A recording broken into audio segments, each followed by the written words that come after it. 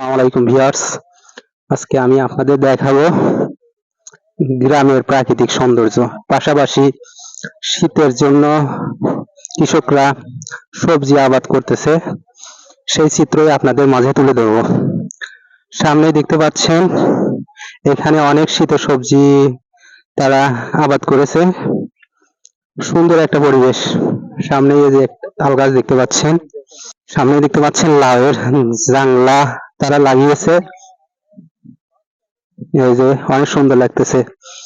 আপনাদের এখন দেখাই লাউ কেমন ভাবে ধরছে নিচে, দেখতে থাকুন ভিউয়ার্স। এই যে দেখতেই পাচ্ছেন সামনে লাউগুলো ঝুলে ঝুলে আছে সুন্দরভাবে, একদম সুন্দর প্রাকৃতিক পরিবেশে আর যেভাবে অর্গানিক পরিবেশে আসলে এই লাউগুলো জন্মানো হয়েছে সামনে দেখতে পাচ্ছেন।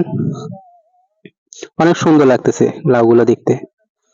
আমার মনে হয় তারা এখানে লাউতে কোনো সার ব্যবহার করে নাই, যার কারণে লাউগুলোর ফলন তেমন একটা ভালো হয় নাই।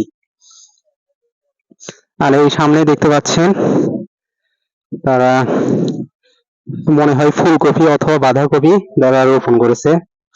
এই যে মাঠের পর মাঠ দেখতে পাচ্ছেন।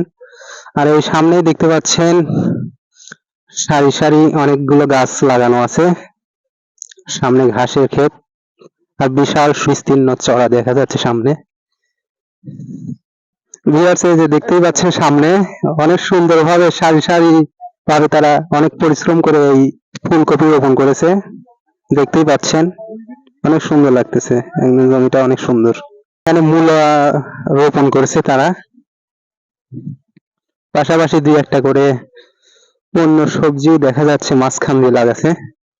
টমেটো চাষ করেছে, এখনো টমেটো ধরে নাই, আর হয়তো সামনে ধরবে। কিছুদিন যাবত হয়তো লাগাইছে টমেটো। আর এই সামনে দেখতে পাচ্ছেন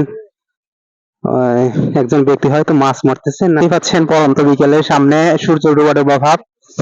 এখানে কিছু মানুষ কাজ করতেছে সামনে, আর এখান দিয়ে কোনো মানুষ দেখাই যাচ্ছে না। সামনে একদম সুদীর্ঘ চড়া ফাঁকা। আর আমি সামনে এগোচ্ছি, দেখা যাক আপনাদের কি দেখাতে পারি এখানকার কৃষকেরা যারা শীতকালীন সবজি হিসেবে কি চাষ করছে আপনাদের মাঝে তুলে ধরবো আমি। সামনে দেখা যাচ্ছে ভিউয়ার্স হয়তো সম্ভবত বেগুন রোপণ করেছে, বেগুনের গাছগুলো দেখা যাচ্ছে সারি সারি। ভিউয়ার্স এই যে দেখতেই পাচ্ছেন দুই একটা করে বেগুন দেখা যাচ্ছে। এই যে দর্শক একদম লম্বালম্বি ভাবে তারা ফুলকপি রোপণ করেছে, দেখতে অনেক সুন্দর লাগতেছে। আর ওই সামনে দেখা যাচ্ছে একজন কৃষক ঘাস কাটতেছে সম্ভবত, দেখা যাচ্ছে সামনে একদম সুদীর্ঘ ফাঁকা চড়া। আর ওই যে সামনে দুইজন, তারা কোন উদ্দেশ্যে যে রওনা দিছে সেটা বলতে পারবো না। আসলে গ্রাম বাংলার প্রকৃতি অনেক সুন্দর, এটা আসলে বারবারও সবার মুখে আসলে শোনা যায়।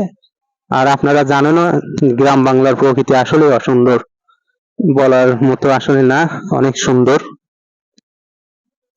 সামনেই দেখা যাচ্ছে অনেক লম্বা লম্বা চড়া সুদীর্ঘ